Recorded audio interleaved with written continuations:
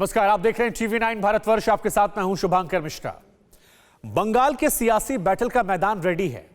बिहार और हैदराबाद में जो भगवा लहर चली, क्या वही दीदी के किले पर केसरिया पताका फहराएगी? बीजेपी ने मिशन बंगाल में पूरी ताकत झोंक दी है। मोदी और शाह के सबसे भरोसेमंद सिपहसालार जेपी नड्डा तक मैदान में उतर चुके हैं। केसरिया सुनामी का तिलिस्म तोड़ने के लिए ममता बनर्जी ने डोर टू डोर कैंपेन शुरू कर दिया। ऐसे में सवाल यह है कि क्या वाकई दीदी को अपना सियासी दुर्ग दरकने का डर है? पश्चिम बंगाल में मुस्लिम वोटर किंग मेकर है। अब की बार बंगाली भाईजान किस तरफ जाएगा? एम फैक्टर की सीरीज के दूसरे एपिसोड में आज जलपाईगुड़ी के मुस्लिम के मन की सच्ची बात हम आपको सुनवाते हैं। बंगाल में तनाव का वोल्टेज हाई, बहुत हाई है।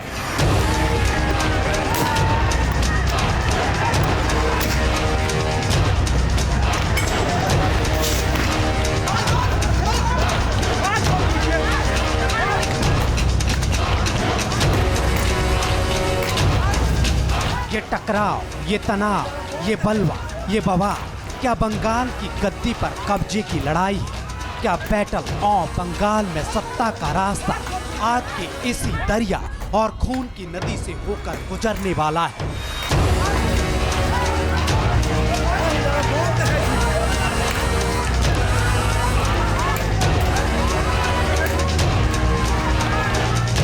क्या बंगाल में आने वाले दिनों में पलासी की लड़ाई से भी बड़ी जंग होने वाली है?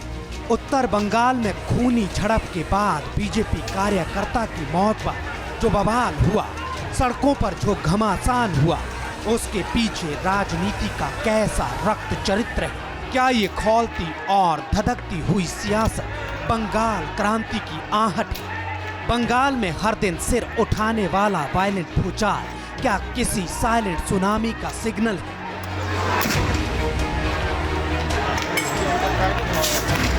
बंगाल के आग की दिल्ली तक आंच है। सवाल है, बवाल है, खून खून बंगाल है, आक्रोश है, विरोध है, बागी होती सोच है, सत्ता का सिंहासन फिर भी खामोश है।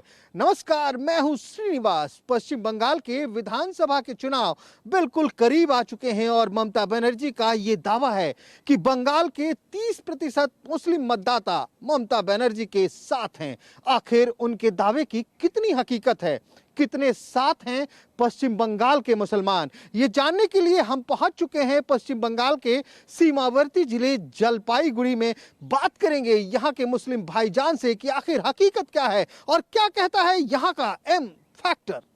बांग्लादेश की सरहद से सटा जलपाईगुड़ी बंगाल की सियासी नक्शे पर कांग्रेस और लेफ्ट का मजबूत गढ़ है। ममता भी जलपाईगुड़ी विधानसभा सीट को कभी जीत नहीं पाई, लेकिन जलपाईगुड़ी लोकसभा सीट पर बीजेपी ने साल 2019 में भगवा फहराकर अपना दावा जरूर मजबूत किया है।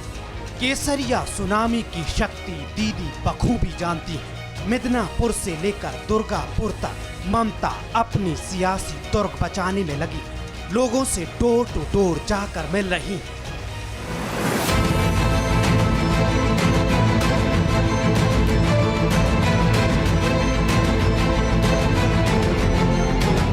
असली सवाल ये है कि जलपाईगुड़ी के भाईजान इस बार बंगाल का नवाब किसे बनाएंगे? मुस्लिम मूड मीटर की पहली रीडिंग हमने नवाब बाड़ी इलाके से ली।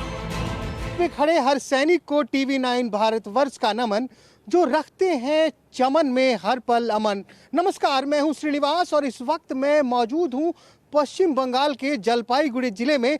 और ये जगह कितना महत्वपूर्ण है ये बता दूं आपको। इस वक्त हम मौजूद हैं हिंदुस्तान की सरहद पे। ये है हिंदुस्तान और बांग्लादेश का बॉर्डर। तो चलेंगे जलपाईगुड़ी और जानेंगे कि आखिर क्या कहता है वहाँ का एम फैक्टर और यहाँ के मुसलमान इस चुनाव में किसके जाएंगे साथ। इस वक्त हम जलपाईगुड़ी के नवाबबाड़ी इलाके में हैं और जानने का प्रयास कर रहे हैं कि आखिर क्या कहता है यहाँ का एम फैक्टर। यहाँ पे कुछ दुकानदार हैं, उनसे बात करते हैं। हम लोग ये बार बार दावे किए जा रहे हैं, खास करके अगर ममता बनर्जी की बात करें तो वो कहती हैं कि बंगाल के 28 से 30% जो मुस्लिम मतदाता हैं वो उनके साथ हैं। तो आप उनके इस दावे से कितने मुतमईन हैं? देखिए, ये बात जो है, जो जैसा काम करेगा उसका फल ऐसा ही मिलेगा। अगर ममता दी अच्छा काम करेगा तो ममता दी को वोट मिलेगा, जो जैसा काम करेगा ये। अब तो काम कर चुकी। हाँ, अभी तो जो काम किए हैं, हाँ, हम जलपाईगुड़ी का नागरिक होकर बोलेंगे अच्छा काम किया है। एक खास नाम जो है वो मुस्लिम वोटर्स के लिए आजकल एक सितारा है। बिहार चुनाव में उनको देखा गया, अच्छी खासी सफलता मिली। हैदराबाद से आते हैं, पहचानते हैं उनको? जी जी जी जी, उसको बेहतरीन तरीके से पहचानते हैं। कौन है वो? अवैसुद्दीन ओवैसी साहब, जिनके बारे में आप कह रहे हैं। एक हिसाब से ये बात कह दीजिए, ये भारतवर्ष हो गया लोकतांत्रिक देश, जिसको जो पसंद है वो उसको वोट कर सकता है। वो उनका हैदराबाद से यहाँ पर आके लड़ सकते हैं, हमारी दीदी हैदराबाद में जाके लड़ सकते हैं। लेकिन एक बात, ये बात साफ तरीके से कहना है कि ये जो वो प्रोपेगेंडा कर रहे हैं कि हम मुस्लिम के पक्ष में लड़ाई कर रहे हैं, ये कर रहे हैं, ये बंगाल के आदमी को सोचना चाहिए कि 35 साल से जो वामपंथ का सरकार था उसको दीदी ने मात देके 10 साल तक बेहतरीन तरीके से सबको हिंदू मुस्लिम भाईचारे को लेकर चलाया है। और आइंदा से हमारे उम्मीद है, मैं मुस्लिम कम्युनिटी से हूँ। क्या नाम है आपका? मेरा नाम मोहम्मद रफ़ी खान है, मैं मुस्लिम कम्युनिटी से हूँ। एक बात तरीके से कह सकता हूँ कि आइंदा 5 साल फिर से दीदी की सरकार आने वाली है। अच्छा, बंगाल को दीदीगिरी से मुक्ति दिलाने के लिए भगवा ब्रिगेड के बड़े बड़े सिपाह सलार बंगाल कूच कर रहे हैं। बीजेपी अध्यक्ष जेपी नड्डा भी बंगाल का दौरा कर रहे हैं। लेकिन क्या इस केसरिया रणनीति से ममता मई बंगाली मुसलमानों का मन डोलेगा? ये बताइए साबिर साहब, क्या लग रहा है चुनाव में माहौल क्या लग रहा है आपको? दीदी आएगा फिर से। दीदी आएगा? ऐसा ही कुछ कहा जा रहा था। आपके पड़ोस में है ना बिहार? हाँ। कितना किलोमीटर है यहाँ से बिहार? 110-20 किलोमीटर होगा शायद। तो ऐसे ही कहा जा रहा था, लेकिन मामला बदल गया। ना, मामला बदल गया, लेकिन देखिए अभी तो बंगाल का जो आदमी है वो देखता है उन्नयन, डेवलपमेंट। ठीक है, तो काम बहुत हुआ है इधर, बहुत काम हुआ है। आप देखेंगे 14 से पहले जब था यहाँ, ठीक है, वामपंथ की सरकार था, रास्ता घाट एकदम बुरा हालत था। अभी दीदी आने के बाद बहुत काम हुआ है, चारों तरफ जिधर भी देखेंगे काम अच्छा, हुआ। जब इतना काम हुआ दीदी आने के बाद, 10 साल से दीदी हैं, इतना काम हुआ तो नॉर्थ बंगाल के 8 लोकसभा सीटों में 7 बीजेपी कैसे जीत गई? हाँ, वो तो थोड़ा मन मिटाप था। ठीक है, क्या किससे मन मुटाव? ना, हम लोग का जो दल में था वही दल में कुछ मन मिटाप था। मतलब टीएमसी के अंदर ही फूट थी। अंदर ही। अच्छा। अभी वो सब गिले शिकवे दूर हो गया है। अभी देखिएगा इंशाअल्लाह बहुत वोट में आगे जाएगा। गिले शिकवे दूर। आगे चलेंगे, नवाबबाड़ी का पूरा मोहल्ला है, वहाँ मस्जिद भी है, वहाँ जाके वहाँ लोगों से बात करेंगे, ये जानेंगे कि आखिर क्या कहता है जलपाईगुड़ी का एम फैक्टर और किसके बनेंगे यहाँ के मुस्लिम भाईजान। क्या ममता दीदी के दावों पर लगेगी मुहर या फिर परिणाम सबको चौंकाने वाला आएगा? क्या सच में साइलेंट वोटर्स यहाँ भी निकलकर बाहर आएंगे या फिर जिस तरह के दावे हैं वही हकीकत भी होगी? उत्तर बंगाल में जहां राजवंशी वोटर किसी को भी ताज पहनाने का दमखम रखते हैं, वहीं मुस्लिम वोटरों का भी बड़ा दबदबा है। जलपाईगुड़ी में करीब 25% मुस्लिम वोटर हैं, करीब 40% आबादी राजवंशियों की है। ऐसे में यहाँ के बंगाली भाईजान ध्रुवीकरण और मजहबी पतंगों की डोर थामेंगे या विकास पर बटन दबाएंगे? कहते हैं कि सत्ता के लालच में इंसानियत लहूलुहान है। कुछ दिनों से शायद बंगाल की यही पहचान है। जलपाईगुड़ी में ही मौजूद हूँ। नवाब, कौन सा मोहल्ला? रहमान हाउस। नवाबबाड़ी का ये रहमान हाउस है, बिस्मिल्ला होटल है। क्या नाम बताया आपने? नगमा खातून। नगमा, फर्स्ट टाइम वोटर हैं आप। चुनाव आ गया, पहली बार वोट करेंगी, बहुत कुछ सोचा होगा, क्या सोचा है? सोचा तो कुछ भी नहीं है वैसा, लेकिन जो देख रहे हैं अभी आंखों के सामने, पॉलिटिक्स तो हर तरफ है। पॉलिटिक्स को लेके ऐसे जात पात में सब कुछ तो चल रहा है। मजहब, हाँ, बहुत ज्यादा चल रहा है। पहले ऐसा कुछ भी नहीं था, दिन ब दिन वो बढ़ रहा है। जहाँ मतलब बीजेपी जैसे बढ़ रहा है धीरे धीरे, क्योंकि इंसान उन लोगों का सपोर्टर हो जा रहा है जगह जगह। क्यों हो जा रहा है? काम पे हो जा रहा है या कोई और कारण है? काम पे भी हो रहा है। यहाँ लोकसभा की 8 सीटें हैं, मैं आपको बताता हूँ, पहली बार वोटर हैं। 7 सीटें बीजेपी जीत गई थी। और इस पूरे इलाके को अगर देखा जाए तो खासकर मुस्लिम संप्रदाय के लोगों की संख्या अच्छी है। हाँ। तो क्या आपको लगता है कि क्या मुसलमानों ने भी बीजेपी को वोट किया होगा? कर सकता है। अंदर का बात तो हम लोगों को पता नहीं है ना, ऊपर से जैसा दिख रहा है कर सकते हैं, क्योंकि उन लोगों का वोट बहुत ज्यादा है। प्रधानमंत्री नरेंद्र मोदी से मुतमईन बंगाली मुसलमान भी केसरिया क्रांति को महसूस कर रहा है। बंगाल में बीजेपी को 18 लोकसभा सीटें जीतने में साइलेंट वोटर का बड़ा हाथ रहा है। भगवा पार्टी भी साइलेंट वोटरों के दम पर बंगाल विजय का सपना देख रही है। जलपाईगुड़ी में 6 विधानसभा सीटें हैं, 5 सीटों पर टीएमसी का कब्जा है। सिर्फ जलपाईगुड़ी सीट कांग्रेस के हाथ में है। बीजेपी के खाते में एक भी विधानसभा सीट नहीं है। क्या इस बार यहाँ के साइलेंट वोटर मोदी के भरोसे पर मोहर लगाएंगे? ये रहमान हाउस का इलाका है और रहमत होटल है। वैसे मुझे बांग्ला आती नहीं, मुझे साथ के लोगों ने बताया कि ये रहमत होटल है। कुछ सोच कर जाती है वोट करने की? किस सोच के तो जाती हैं। क्या इस बार देखिए, जो 10 आदमी जो ही सोचेगा हम भी वही सोचेगा। 10 आदमी सोचेगा, आप क्या सोचेंगे? हमरा तो मन का बात है, वोट हमारा व्यक्तिगत व्यापार, हमारा अपना बात है। अच्छा, कुछ लोग कह रहे हैं कि मुस्लिम महिलाओं को मोदी बहुत पसंद है, आपको पसंद है? हाँ? देखिए कौन बोलता है मोदी बहुत मोदी जी खुद ही बोलते हैं कि मुस्लिम महिलाएं जो है मेरी साइलेंट वोटर हैं, वो चुपचाप वोट दे देती हैं। हाँ, चुपचाप वोट देते हैं। हम ममता को। ममता को? हाँ। कोई खास वजह? वजह नहीं, ममता यहाँ है, ममता हम लोग को देखता है। हाँ। अच्छा, ऐसा तो नहीं है, लोग कहते हैं कि बीजेपी से नफरत है मुसलमानों को इसलिए ममता को वोट करेंगे। हाँ। ऐसा ऐसी बात है? नफरत नहीं है, नफरत नहीं अच्छा है, नफरत बीजेपी से कोई से नहीं है। अच्छा। ममता यहाँ के लिए किया है, करेगी, बस इतना जनता अपना। अच्छा, बंगाल तो लाल झंडे के लिए जाना जाता था। हाँ। लाल झंडा कहाँ गया? लाल झंडा है घर में। लाल झंडा बंद कर दिया लपेट के? घर के।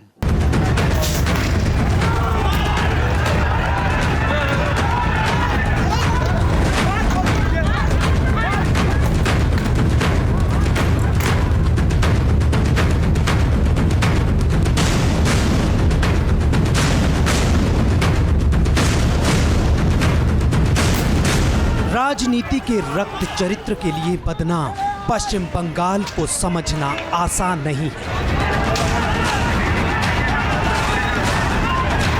यहाँ मिट्टी और बांग्ला मानुष से जुड़े मुद्दों को जितना दबाया जाता है, सियासत के शोले उतने ही भड़कने लगते हैं।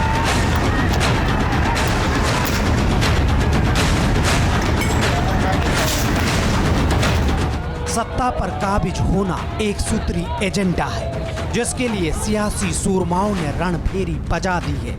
चुनाव की चुनौती दीदी के सियासी दुर्ग की चौखट पर खड़ी है। वैसे बंगाल की फिजाओं में अब की बार अजीब सी बेचैनी है।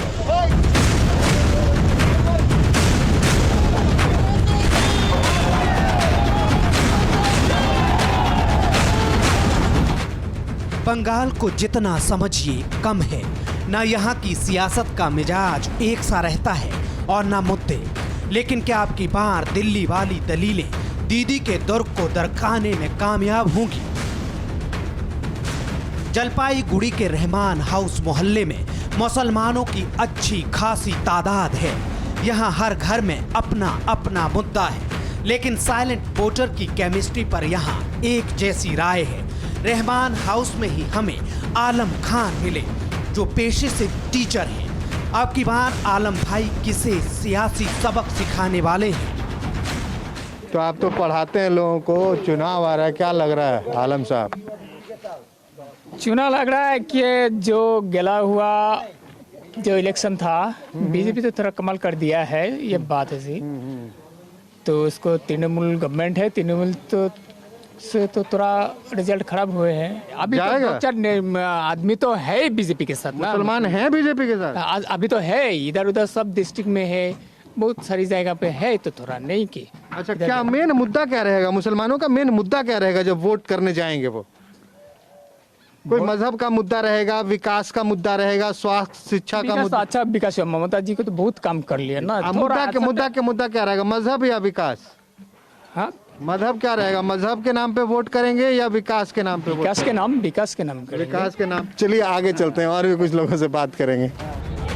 रहमान हाउस में ये साफ हो चला था कि अब की बार बंगाल की लड़ाई आसान नहीं होगी। तो क्या यही वजह है कि दिल्ली की सियासत अभी से पश्चिम बंगाल की सियासी सड़क पर दौड़ने भागने लगी है। हमें ये भी समझना था कि जो राजनीति मुसलमानों को घाटे या मुनाफे के तराजू पर तौलती है, वो मुसलमान क्या सोचता है, वो कैसे परखता है कौन सच्चा है और कौन झूठा। रहमान हाउस मोहल्ले के बिल्कुल आखिरी में हम पहुंच चुके हैं। यहाँ नजर पड़ा है लाल चाचा जी, जेम्स स्टोन, जाकिर हुसैन जौहरी। जौहरी हैं, परख अच्छी होगी, राजनीतिक परख भी अच्छी होगी। अंदर चलते हैं। जाकिर हुसैन साहब, आप तो पत्थरों की परख रखते हैं, पहचान लेते हैं किस पत्थर में क्या है, कौन कितना कीमती है। राजनीतिक परख कैसी है आपकी? राजनीतिक में उतना हम सब नहीं है। वोट करते हैं? वोट तो करते हैं। तो वोट करने जाते हैं तो कुछ बूझ परख के करते हैं या कर देते हैं? नहीं, बूझ पकड़ रख के करते हैं। क्या पूछ के करते हैं? क्या सोचते हैं वोट देते वक्त? सोचते हैं जो अच्छा ही हो उसके लिए देख सुन के वोट करना चाहिए। 10 साल से जो यहाँ सरकार है, ऑब्वियस सी बात है पिछले 5 साल अच्छा काम किया होगा तभी अगली 5 सालों के लिए चुना गया। अब ये सरकार 10 से 15 साल तक जाएगी। जो सरकार यहाँ, आप जनता जिधर ले जाएगी उस आप कहाँ ले जाएंगे? एक एक करके ही तो जाएगी। आप कहाँ ले जाएंगे? आप कहाँ ले जाएंगे? आपको ये सरकार कैसी लग रही है जो अभी सत्ता में है? अभी सत्ता में बहुत अच्छे है, कोई किसी तरह की नहीं। ये बताइए, केंद्र में मोदी की सरकार है, वो कैसा काम कर रही है? वो ठीक है, वो अपना जगह ठीक काम कर रहा है। वो अपना जगह ठीक काम कर रहा है। और राज्य में दीदी अपनी जगह ठीक है। अच्छा, लेकिन अब तो यहाँ बीजेपी वाले यहाँ भी वोट मांगने आएंगे और मजबूत होकर ऊपर जा रहे हैं। आपको क्या लगता है कि क्या बीजेपी इस बार यहाँ बंगाल में सत्ता में काबिज हो पाएगी? बंगाल में कॉन्टेस्ट होगा, देखिए आप कौन किसका जीत किसका हार होती है। मतलब संघर्ष तगड़ा होगा। संघर्ष तगड़ा होगा। संघर्ष तगड़ा होगा। ऐसा भी हो सकता है सत्ता पलट जाए। सत्ता ही पलट सकता है। जाकिर हुसैन के घर में शायद किसी सियासतदान ने कभी नहीं झांका। विकास इनकी चौखट से अब भी मीलों दूर है। जो कुछ जाकिर हुसैन ने कहा, क्या वही उनकी बेगम भी मानती है?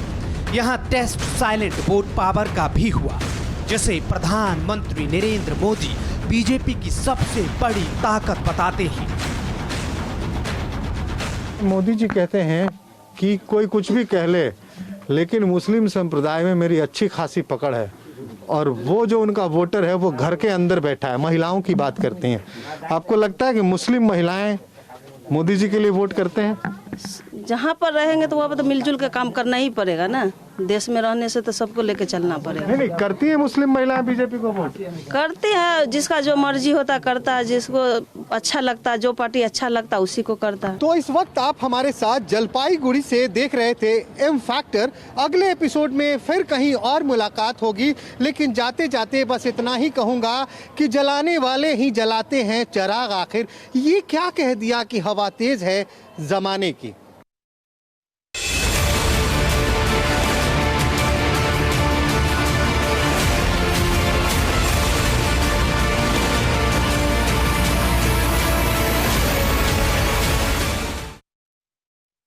न्यूज़ टॉप 9 रोज सुबह 7 बजे और शाम 7 बजे सिर्फ TV9 भारतवर्ष पर।